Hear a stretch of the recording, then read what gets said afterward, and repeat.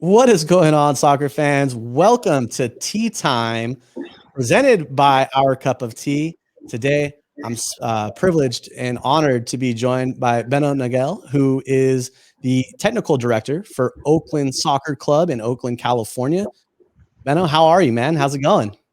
I'm doing well. I was actually at a practice this morning, and it was such an odd feeling, being back in a soccer environment and obviously still with proper distancing and safety measures and whatnot. But it felt really good to hear a ball get hit. I hadn't heard that in a while, so I'm doing really well. Awesome. And especially the weather today, looking outside, we're not far from each other. I'm up in Northern California as well. You're in the East Bay. I'm in Sacramento. What's it like out there today? I mean, we're 68, 69 degrees and full sun. I'm assuming you guys are close. Seriously, man, California, like I grew up in Oakland, so we always joke, we say anything below 65 degrees and we're complaining about being cold. Anything above 75 degrees and you'll hear us complain about being too warm. So it was like a perfect day. We started at 9, so by the time you're out of there, like 10:30, 11, the day is really just kind of getting into full swing. But yeah, it's beautiful. Was that coastal fog hitting this morning? No, it was a training in Alameda. The sun was actually pretty strong early on. If you're familiar with like the Gilman Fields, kind of down by the racetrack, you'll get some early morning fog there, and it's really nice. But no fog today. No fog today. Growing up and going to St. Mary's, you always had it coming over in the hills there of Moraga. So that was like the best time to just go outside with a cup of coffee and you're good to go. It's the best. I played college soccer in San Francisco. And so the fog was a pretty real thing. And, it's amazing for playing, right? You just kind of feel like you don't lose your wind. The sun can really kind of take it out. And so, yeah, man, I miss the city, but I'll take Oakland weather over any city in the day, any day of the week. Oh, I without a doubt, for sure. So, Benno, give us some insight. You've done everything, and you're not that. I mean, I'm older than you by a few years, but in terms of what you've been able to do is pretty remarkable. Going to Europe, being a hometown, legend in what you've been able to do. Can you walk us through for the people who don't know your story and kind of give us some insight? Yeah. So born and raised in Oakland. Went to elementary school, middle school, high school. Went and played soccer in San Francisco State. So I've always just kind of been a Bay guy. I did my master's at Cal State East Bay in Hayward. At the time when I was kind of coming up as a player, we had NPSL with USL2 was PDL at that point. A lot of the teams like the San Jose Frogs, SF Seals, they'd all kind of dropped out. And so we had groups like the Bay Area Ambassadors and Real San Jose and some of these clubs that are no longer really in existence, or at least not in the NPSL anymore. And so I kind of came up in an environment where there wasn't a lot of options. I played with El Farolito for a number of years, and then kind of got into coaching. And so I went on a bit of an odyssey as a coach. Spent some time in Holland, spent time in Croatia, time in Oklahoma City, Fresno. You kind of move around. Bags are always packed. You don't really know where you're going to be from year to year.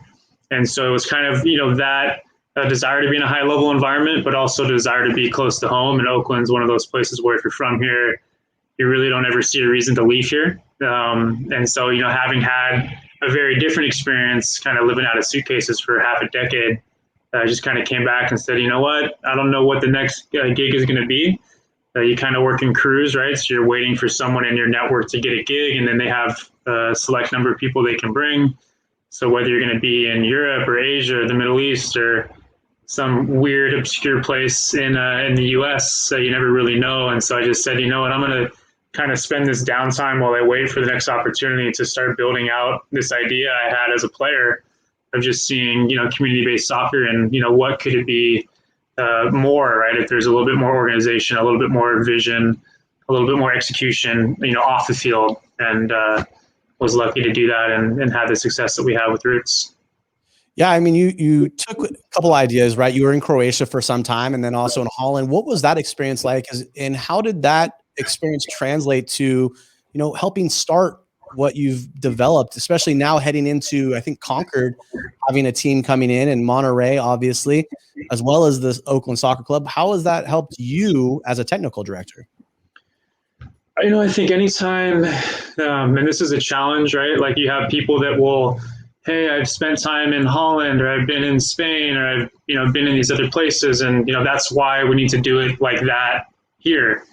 And so I think that can be a challenge. And I've been lucky to have been in different places. Like in Holland, I worked at FC Twente, which is a big club on the women's side, where I was actually assigned. It was the top club in the Dutch-Belgium conjoined league called the Bennos League. And so that was an amazing experience. We talk about women's soccer, right? That was great to see a club that was, round of 16 every year, Champions League, and the perennial champions of that Dutch-Belgium league.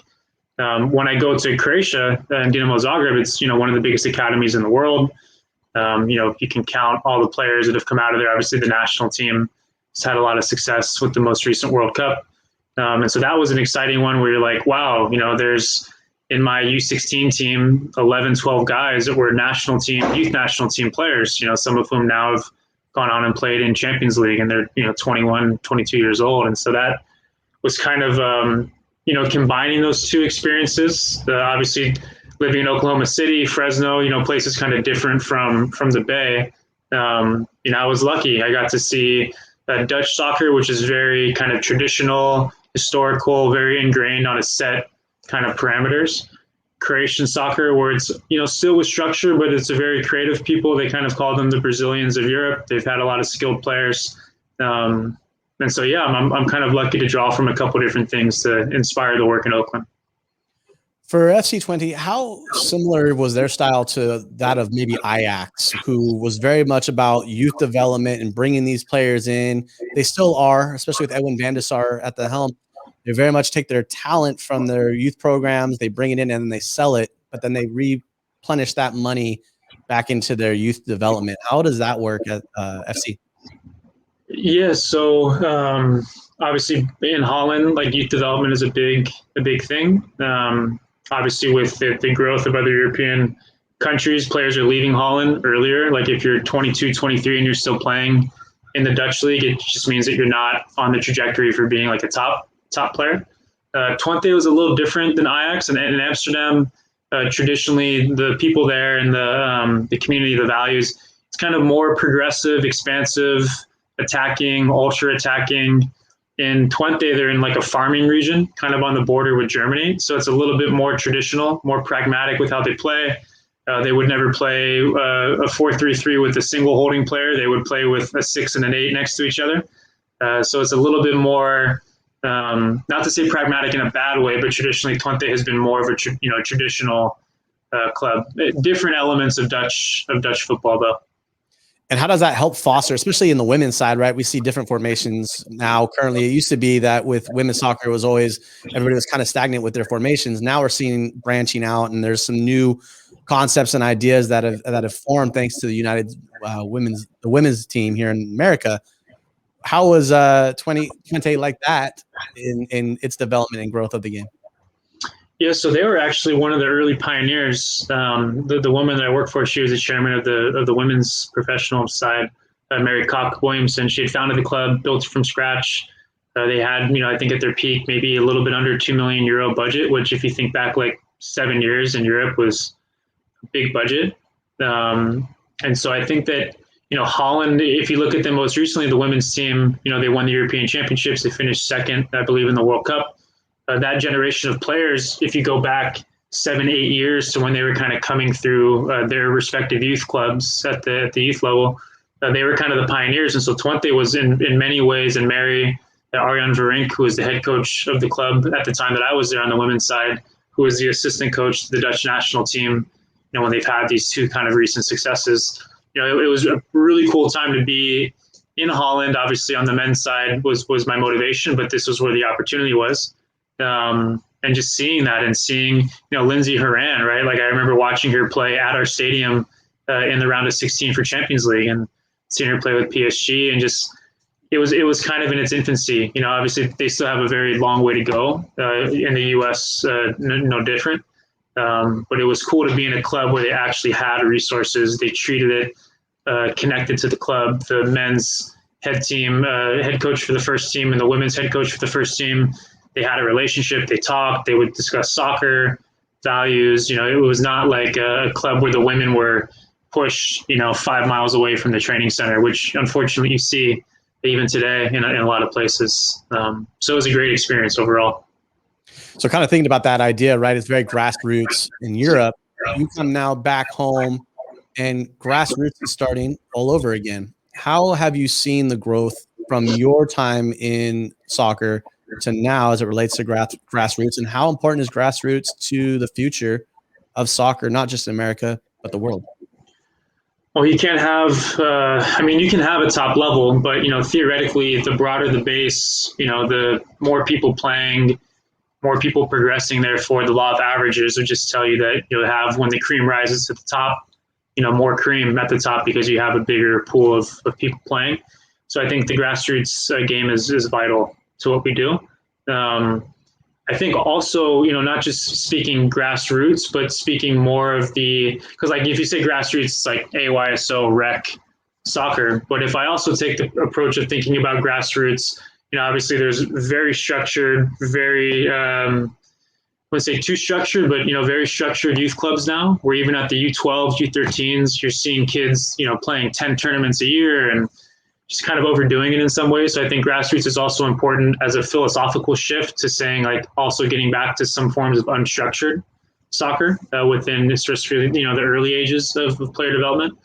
So I think grassroots is vital. I think in the U.S. you have challenges around the fact that, one, you can't transfer players very easily. So there's not a lot of incentive for a private investor to put money into an ecosystem to grow the game at all levels, because there's just not that kind of ROI that you have in Croatia, right, where they've made a lot of money by developing players and transferring them. So I think if you're thinking to grassroots solutions and how you go about it, you're needing to tap into the health angle. So treating grassroots soccer and sport as a vehicle for healthy living and positive life outcomes.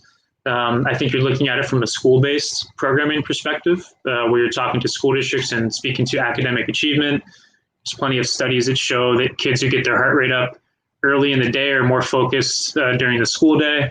I think that the last piece is maybe looking at it from kind of a crime prevention, or maybe just, strengthening communities, if you want to call it that way. And so I think if you kind of tap into different, realities, different kind of like the health vertical, the academics vertical, and, kind of safe communities, you can maybe get better resource for grassroots programs. And that can maybe bridge the challenge that you have absent, large scale private investment. Yeah, because if you go back to, especially in the Bay Area, you go back to when I was in high school, 96 to 2001, it was always one club within the structure of the ECNL, which was Ballistic United. And now growing up and spending as much time as I have in the Bay, Walnut Creek is part of Surf, which used to have the Surf Cup down in San Diego. There's that new Copa facility that's in Walnut Creek. Concord is starting to branch out into an ECNL idea. Oakland Soccer, I don't recall there ever being a program like Oakland Soccer Club in Oakland other than AYSO.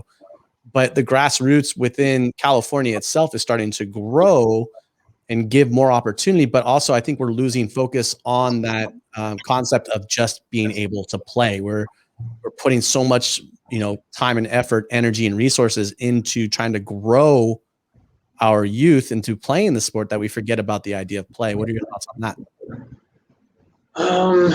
It's just a really shitty situation when you look at pay-to-play sports, because, like, if you're a coach and you're trying to make it your full-time thing, or if you're a club and you're trying to have full-time staff to ensure that, the kids have a good situation, it's hard, right? Like, again, it gets back to who's paying for it. So I think with the money going into it to pay people, there kind of becomes this expectation, especially from parents, right? If you talk to school teachers in different cities, it varies, but, parents can be very engaged. They want to know everything the kid is doing.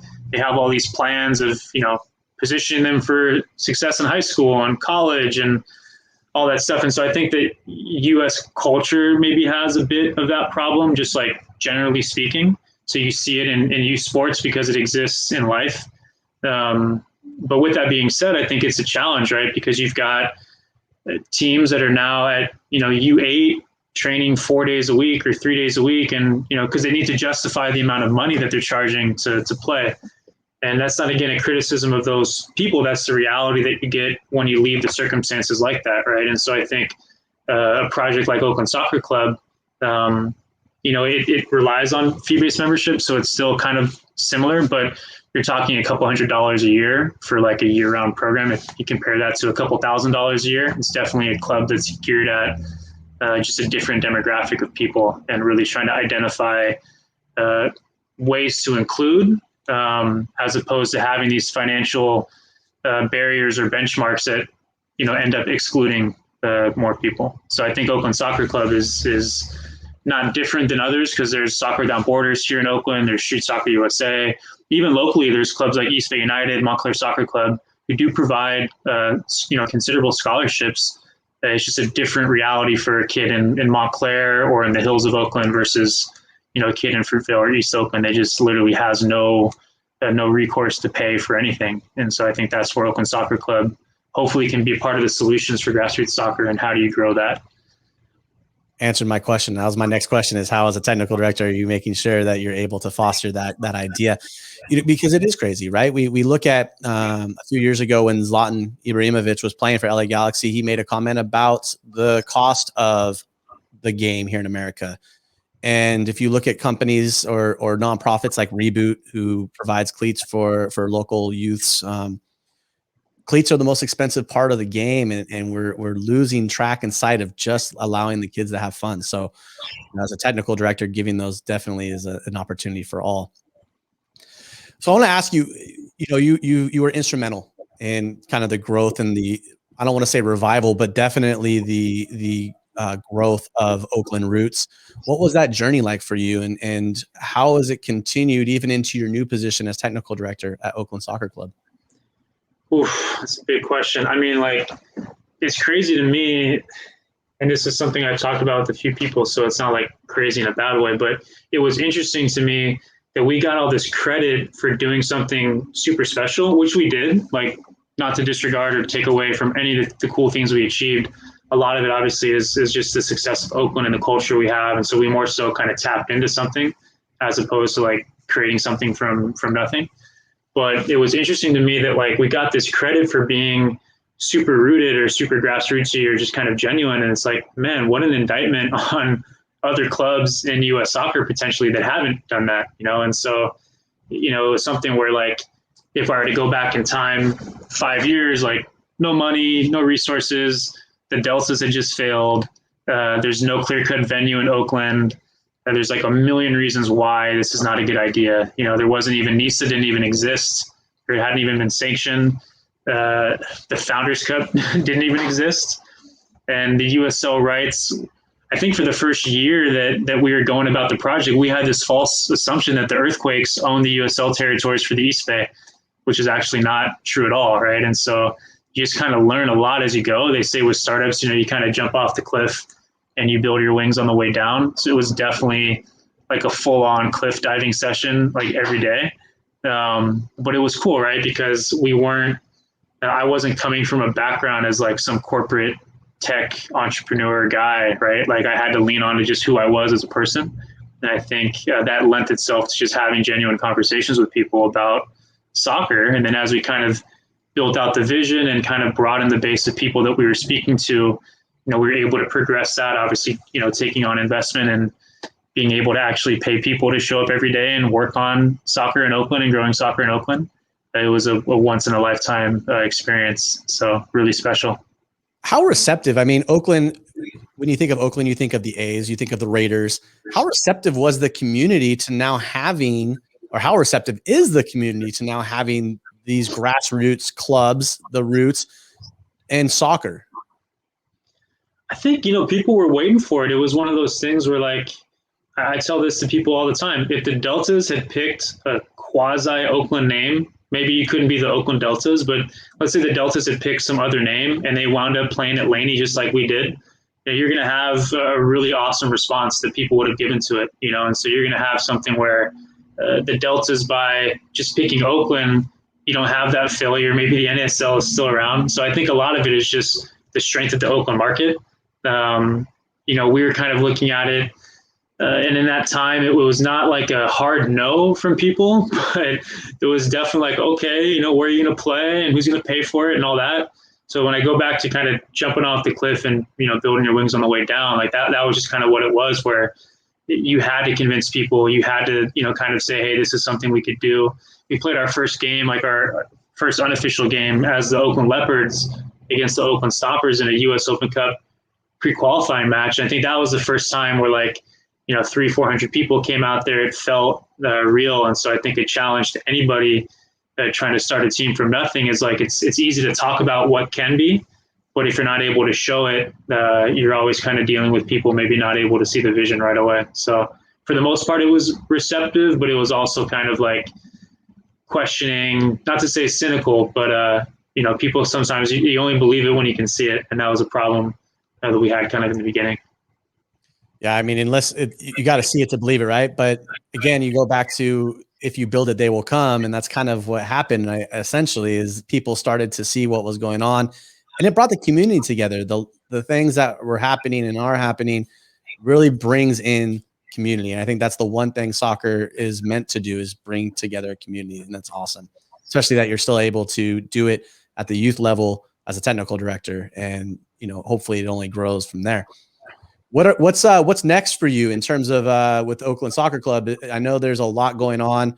They're building, or there's a conversation about building a stadium in Concord, and then Monterey. Obviously, how are those going to be? Those opportunities going to help with Oakland Soccer Club? Yeah, I mean, well, first I would say with Oakland Soccer Club, we've added now adult soccer, so stay tuned on that for anybody listening in. I think, the work with Oakland Soccer Club right now is just kind of dealing with the basics. This is a youth club that in 2006 had 1,200 people in the club, and now they're at maybe a little under 400. And so you're really seeing just the immediate and urgent effects of pay to play. So there's just kind of some fires building, not by the wrongdoings of Oakland Soccer Club, but just by kind of the crappy realities of what it means to be in U.S. soccer, trying to provide youth soccer to kids who don't have money. So we've just got some basic structural things we have to kind of get in place. But I think looking at clubs like Monterey joining the league, looking at, if you look at Chicago House and what they've just done coming into NISA, and Cal United, a club that's been in NISA forever. Detroit City, Chattanooga, those are easy ones to point out, but they just continue to move the needle forward every day with what they do. So I think it's exciting. The project in Concord, it actually ended up not happening. That was kind of how we were able to at Roots get into the USL Championship. But just again, you look across the country, and there's just no shortage of people trying to do soccer at every level. And so I think for Oakland Soccer Club, now obviously on the youth side, going back to kind of putting out fires and building a stable foundation to grow something big, that's kind of the first and foremost priority.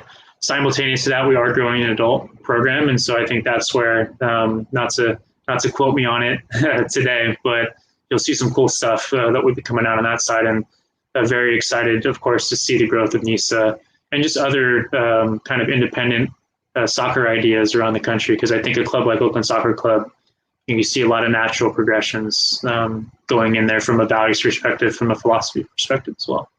Well, looking at NISA, right? NISA has done a lot over the course of 4 years. And you look at the recent announcement yesterday with Stumptown, and they had that plan in place. Kerry Taylor, obviously being a part of that.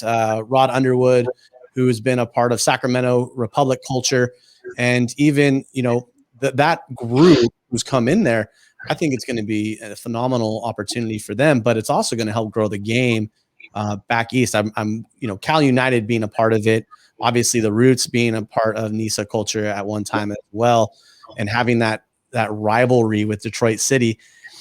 I got to ask, how did that rivalry, and not hatred, but almost like spirited conversation, how did that work, and how did that come to fruition with Detroit City? Man, that's one of the best things about sports, right? Is you get to get into derbies and rivalries, and I think I have nothing but respect for Detroit City fans. So I don't say this in an inflammatory way. We had a lot of success, really early, and I think, and they had a lot of success very early. Also, if you look back to their first year, from day one, that club has been super successful. But I think that we had kind of a very with our branding and the things that we were doing, and I don't want to say the t-shirt company stuff, but like that type of stuff, maybe that was interpreted on their end that we were kind of gloating or we were claiming something that we hadn't yet proven in the same sense that they had of having been around for a long time. So, I mean, I don't want to psychoanalyze Detroit City fans or whatever. It was great in the sense that like healthy competition and kind of having, a fire lit under you on both sides of the coin. That always creates a festive sporting environment and helps the league to kind of develop those narratives about, this game when we lost in the last minutes of the game or whatever it would be that we would be kind of going back and forth over. It was awesome. So it was just, if anything, acknowledgement that we had kind of arrived, quote unquote, if you've got an awesome club like Detroit, kind of poking fun at you at the right moments. It was definitely healthy. I watching the match, but also being in that world of NISA at the time, still am, but seeing kind of the words that were spoken out of Detroit and what Oakland supporters were saying, it got to the point where I think Mr. Fab actually got involved via Twitter, and it was pretty funny because he had nothing but good things to say, but also made it very very Bay is the way I would put it. Yeah, I mean, that's awesome. I didn't know that he had gotten involved on the Twitter feed, but that's really cool. We'll have to link up and like show me what he wrote. But yeah, like Detroit City, I mean, Detroit is a city where you're traditionally like tough. Like if you live in Detroit, you kind of have, regardless of color, like it's just a mentality of, you're from Detroit, right? And so I think with the Bay and Oakland, it's kind of the same thing where, you're kind of, and not like tough in like a tough guy, like gangster thing, but just like you kind of have an edge about how you see the world and how you believe and, what you're going to speak about and what you're going to do about it and all those types of things. So, yeah, that's awesome. That's awesome that went down. What did he say? Do you remember what his comment back was? I'd have to look back. I saved it, so I'll have to go back and look, but there was definitely it was like, we're the Bay, you're the wannabe Bay, something along those lines. But if you think about Detroit, right, and you think about Oakland, they're very similar in their civil rights movements and how they look at things. They're very much, hey, this needs to change. And I think there's more similarities between the two than there are differences. And I think that's what created such a healthy rivalry in NISA for those two clubs. Speaking on behalf of UWS and NISA, I got to get your take. There was this alliance created back in January where NISA and the UWS have formed an alliance to create a pro league for women's soccer, almost like a tier 2. If there was to be tiers, we're still in its infancy. Don't know what's going to happen. The United States has never experienced something like this. Obviously, the NWSL is the top, just like MLS. But what's your thoughts on this alliance as it relates to the landscape for women's soccer in America? It's groundbreaking. I mean, there's no other way to put it. Like, you talk about inequities in sport, right? And so, I'm 33. 12 or 13 years ago, I was finishing college. I finished my senior year. I was still 20. I skipped a grade in elementary school, so I was kind of a young guy.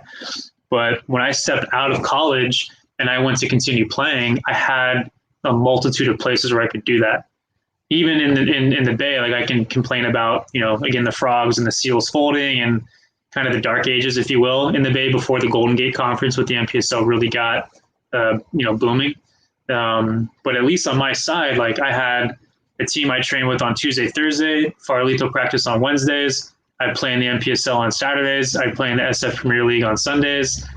I could go play pickup on Monday. I could go play pickup on Friday. I live in the city, so just places to play. Right? If I'm a woman of my same age, and you were to go and tell me about what my post-college experience looked like, it's like nothing, because there's just not very much available to them. And so you have a lot of, at the youth side, you'll talk to directors, and if they find a female coach that is coaching, like they're like, man, let's hire her right away, because there's such a shortage of female coaches in the game. And I think that's a byproduct of the fact that you don't have a lot of opportunities for women to play after college, right? And to kind of see it, maybe not as a career thing. A lot of guys on the men's side, they stop playing, they go work a job, whatever, but they're still attached to the game because they have a lot of opportunities to play. And so I think the UWS and NISA teaming up to make a pro league, I mean, that's groundbreaking, right? Because it's not, again, not for NWSL in a bad way, but they're up here, they're kind of on the pedestal. The women's national team paved the way for that. So like, it's all credit to the people that have been driving success there. Like, it's amazing. But we haven't yet been able to populate those lower divisions. And so if you think back to, again, like broadening the pool so that the cream at the top is, more abundant, doing that on the women's side, it's just amazing. I wish it would have happened 10 years ago, because you probably have, thousands of American players out there that if they had an opportunity to continue to develop, maybe would have, made it into the national team, maybe would have, had a longer career in Europe. And so I think it's really, really exciting to see that. I want to ask your take on this as well. So the UWS has, maybe 1 to 2 teams here on the West Coast. If you think about the distance, most of the league is in the Midwest. It's in back east. You have Calgary, you've got Alberta, you've got Santa Clarita. Does the not having a presence of UWS in Northern California, does that kind of hurt the growth of the game with this announcement? Well, I mean, traditionally there's been a number of WPSL teams, so I think that there's been, the Sac Storm and I forget the name of the club that Rose plays with. I think Cinco. So there's another team in Sacramento area that plays in WPSL. You've had West Coast that had a team. You've had a team that was based out of El Cerrito. San Ramon had a WPSL team for a number of years. So there's been opportunities. The WPSL was a very short season, so they played like June, July, and then that was it. So it was, again, like college players, not really servicing the 22, 23, 24-year-old player. So I think if you're able to get more clubs in the UWS here that are able to actually take a longer calendar, or if the WPSL is able to expand their calendar, then that's positive for growing the game. Obviously, with the professional division coming in 2022 or whenever that comes, and you're hopeful, right, that somebody would recognize the opportunity.